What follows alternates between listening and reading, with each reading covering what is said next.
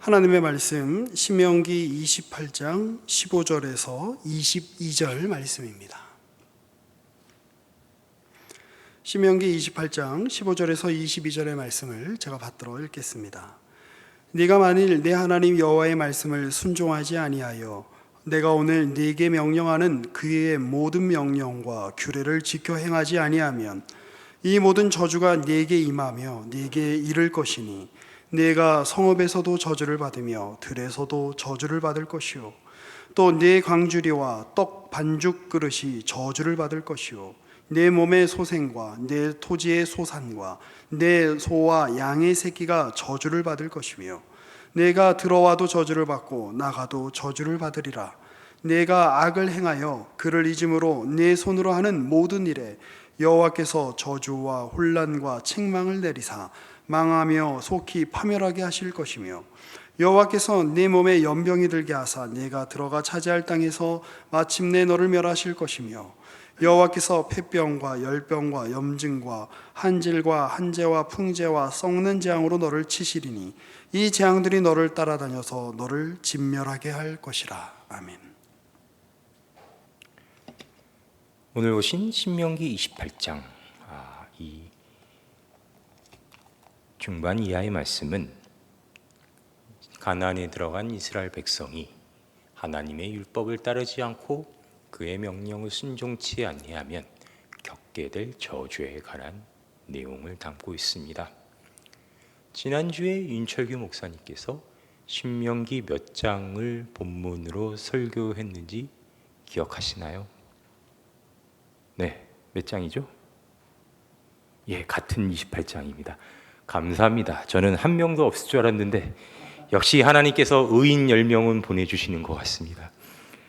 지난주 윤철규 목사님께서는 이 말씀을 순종하고 율법을 따르는 자들이 받게 될 복에 관하여 설교하셨습니다.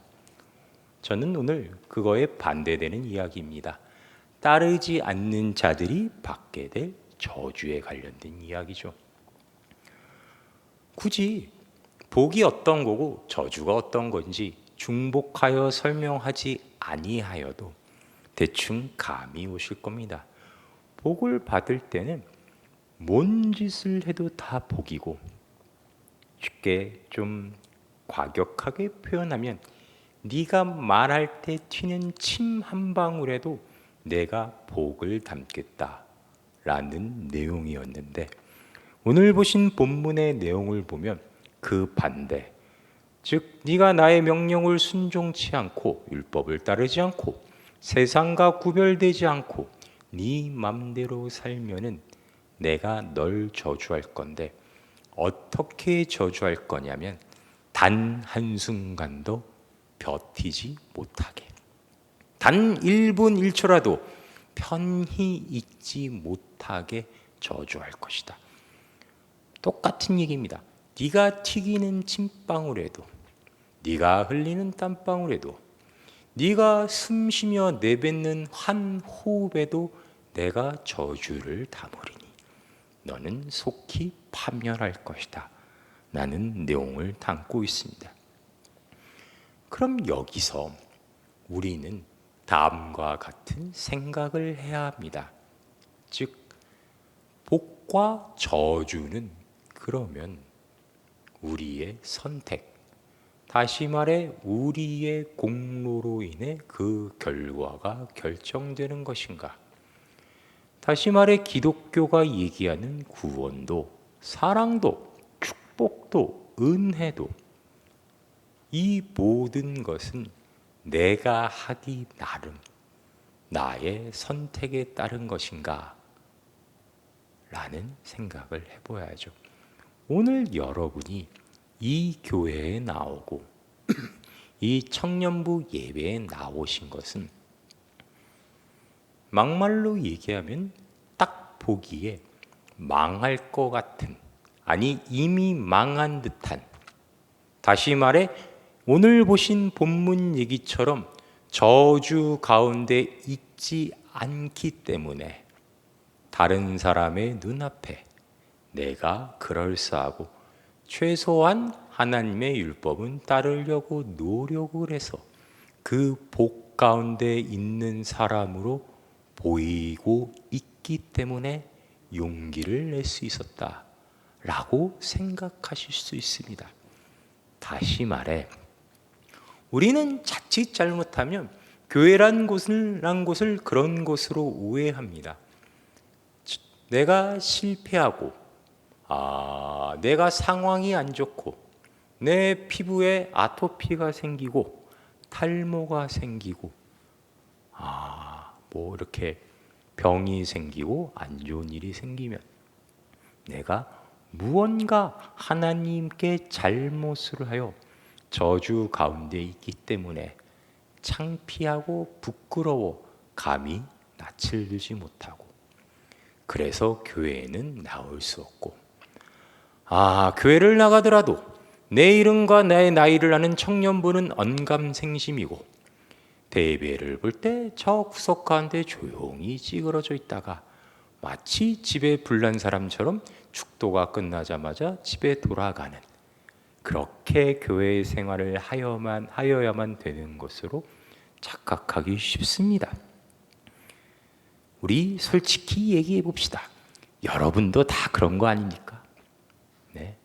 저도 과거에 청년부 생활을 해봤으니 그때 청년부 생활할 때 저의 심리가 그랬듯 여러분도 사실은 그런 거죠. 그래서 2시 예배인데 2시에 맞춰오지 못하고 늘 늦게 오고 청년부 예배할 때 1층은 비워놓고 다 2층으로 도망가고 예배하는 자리에서도 앞에서 찬양팀이 목이 터져라 열심히 찬양을 외치고 하나님의 은혜를 외치지만 여러분은 앞으로 나오질 못합니다. 왜 그렇습니까?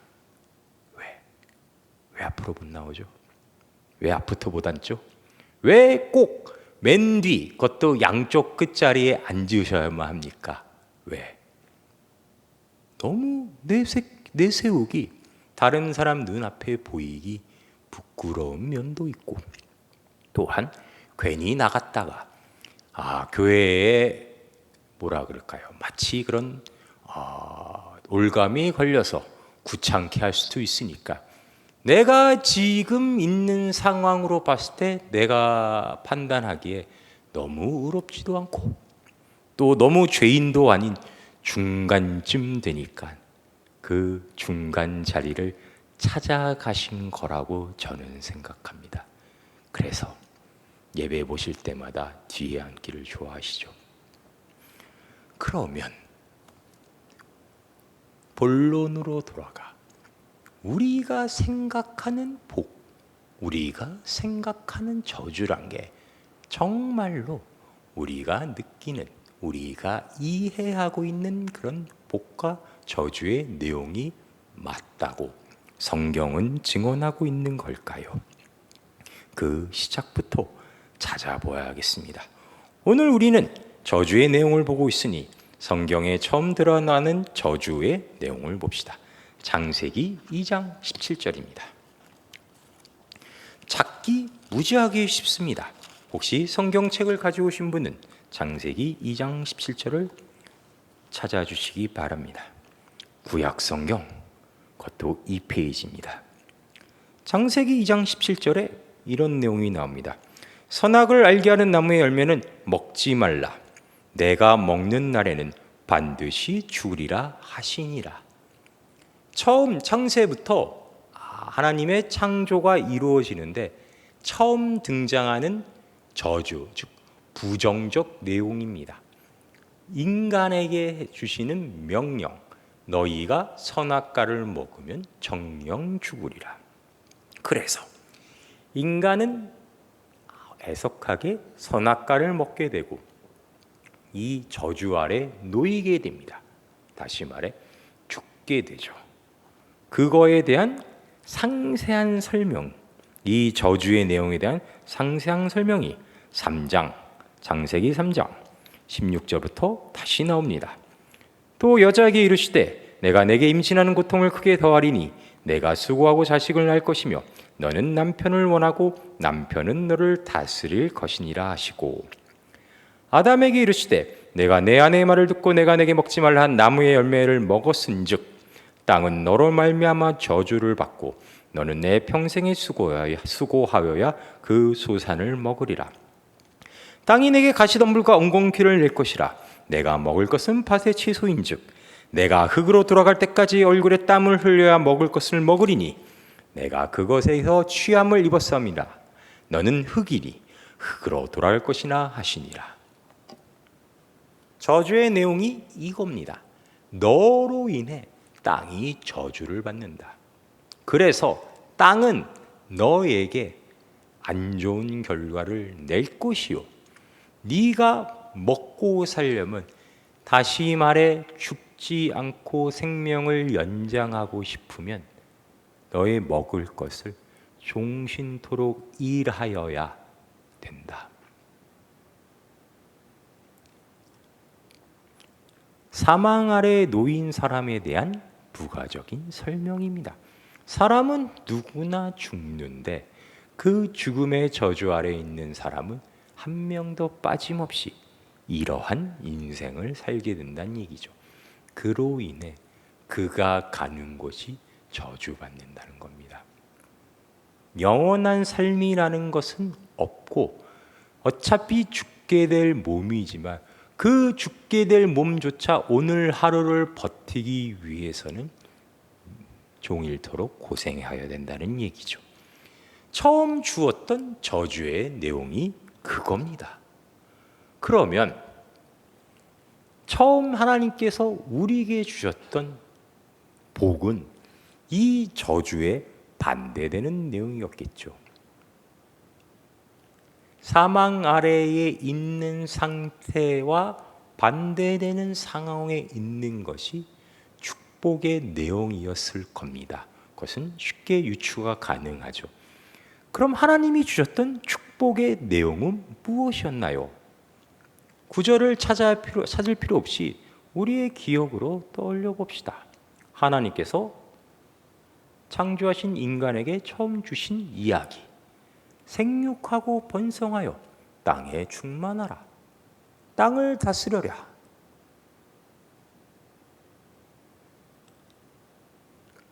그들이 이 땅을 다스리고 이 땅에 생육하고 번성하여 땅에 충만해지란 얘기는 이제 보니 하나님께서 우리에게 주신 임무나 명령의 성격이 아니라 결국 축복의 이야기였습니다. 지금 종신토록 이래야 땅의 소산을 먹어 하루를 연명할 그런 존재와 비교해 보니 원래 주신 축복의 내용은 그런 거였죠. 너는 나를 닮은 자로서, 내가 사랑하는 자로서, 이 땅에 복을 받은 자로서 존재해라. 너는 일하지 않아도, 고생하지 않아도 죽지 않게 될 것이요, 아름다운 땅의 소산들을 먹게 될 것이요, 네가 그냥 손만 닿아도 땅은 풍성하고 탐스러운 열매와 그 소산을 너에게 줄 것이며 너는 그 모든 것을 나의 사랑으로 다스릴 것이다. 다시 말해 나는 생명이고 죄는 사망인데 생명으로 연결되어 있는 너로 인해 이 모든 세상이 다 생명을 갖게 될 것이요, 그 안에 들어오게 될 것이다. 너로 인해 아무것도 멸망치 아니하고 아무것도 고통이 없게 나의 사랑 안에, 나의 축복 아래 들어오게 될 것이다. 너는 존재함으로 그 역할을 하게 될 것이라는 이야기였습니다. 성경 인물 중에 제가 방금 설명드린 그렇게 살아있는 것만으로, 손에 뭘 대는 것만으로 생명을 전하고 축복을 전했던 인물이 살았던 적이 있을까요? 여러분이 생각하기에 제 설명을 들었을 때 그 사람 하고 딱 떠오르는 인물이 있으십니까? 있으신가요?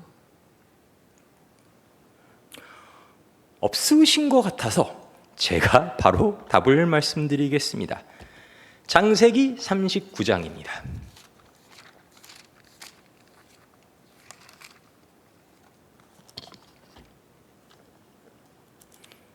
창세기 39장에 보면 이 인물이 나옵니다.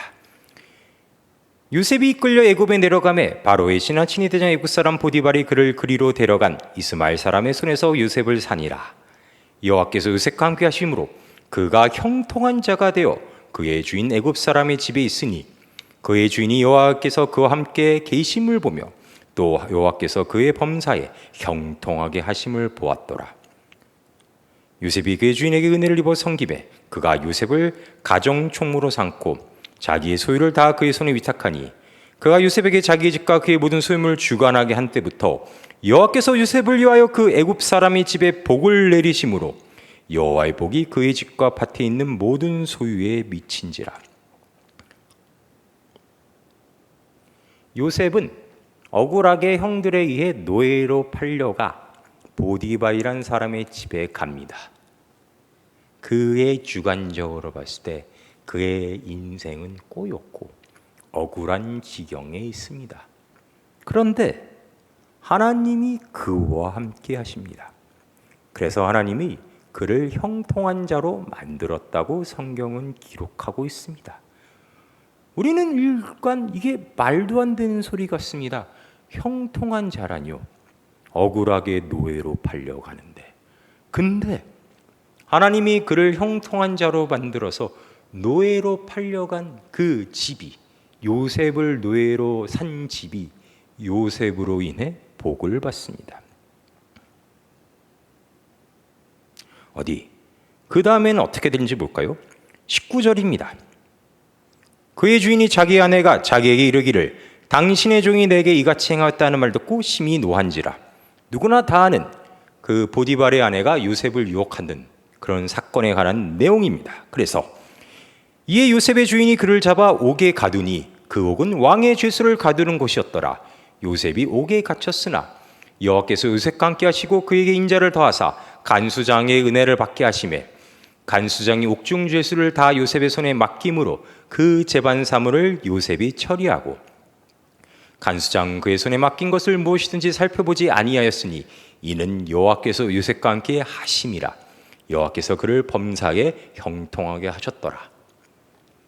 일이 요셉의 개인으로 봤을 때는 더 안 좋게 흘러가는데, 더 억울하게 흘러가는데, 이제는 심지어 감옥에 갇혀서 자유마저 잃었는데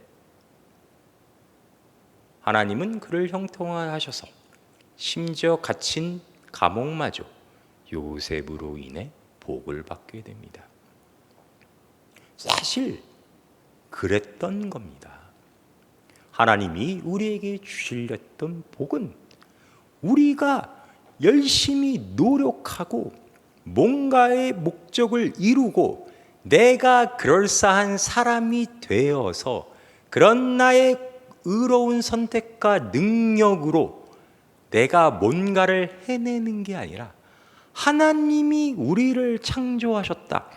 우리를 하나님의 형상대로 창조하셨다는 것은 그냥 여러분 자체가 그 존재로서 이미 복이 되는 겁니다.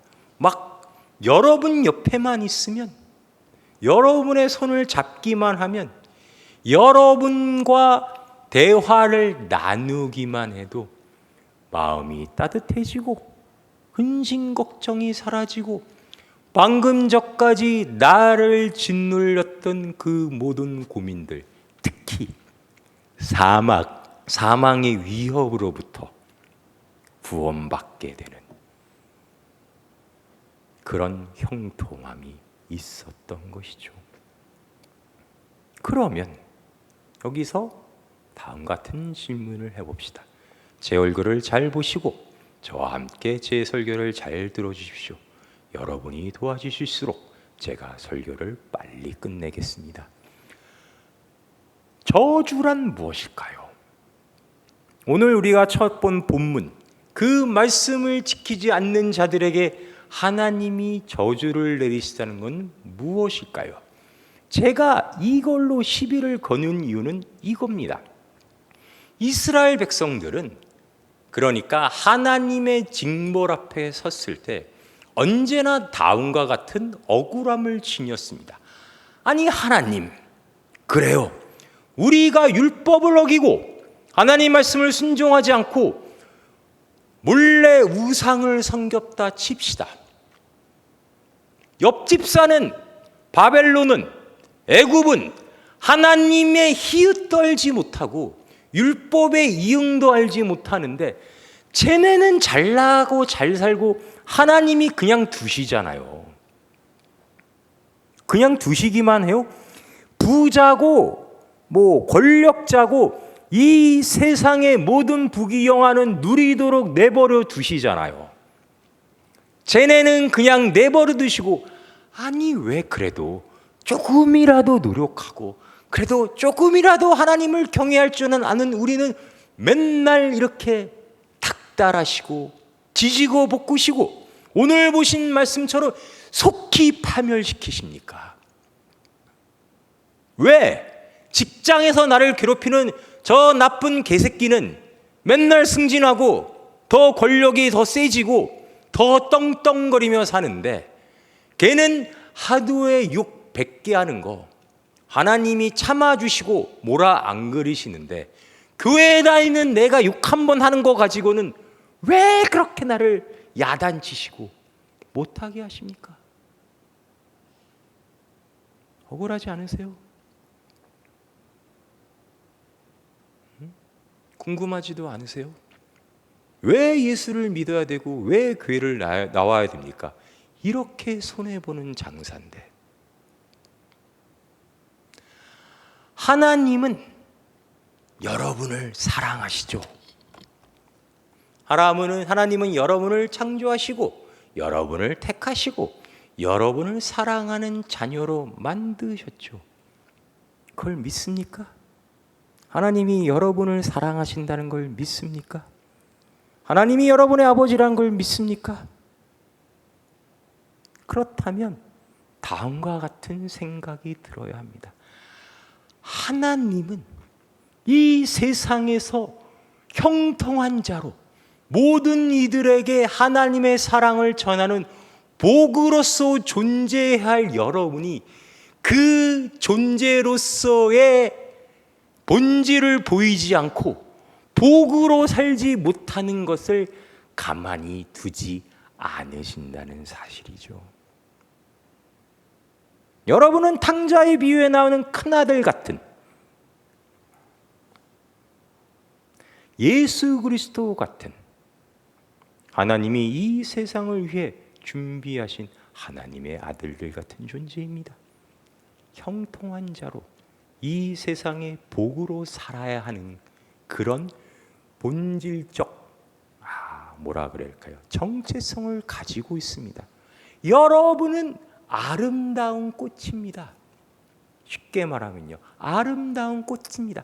아름다움을 감춰서도 안 되고 아름다운 향기를 숨겨서도 안 됩니다. 왜냐하면 그게 여러분들의 본질이니까요. 하나님의 복을 세상에 눈으로 볼 수 있게 하는 존재인 겁니다. 그걸 망각하고 그걸 거부하고 아니에요, 내까짓 게 무슨 복이에요, 나도 아웅바웅 종일토록 고생하고 그 소산으로 겨우 연명하는 그런 사람처럼 살래요. 토해내는 것보다 다 저주가 되고 땅이 거부하는 그런 무리에 섞여 구별되지 않게 살고 싶어요. 안 돼. 그럴 수 없어. 네가 그렇게 한다면 나는 속히 겁나 너를 패서 다시 나의 자녀다운 자녀로 만들 것이다. 그게 오늘 이스라엘에게 내린 하나님의 저주의 내용입니다.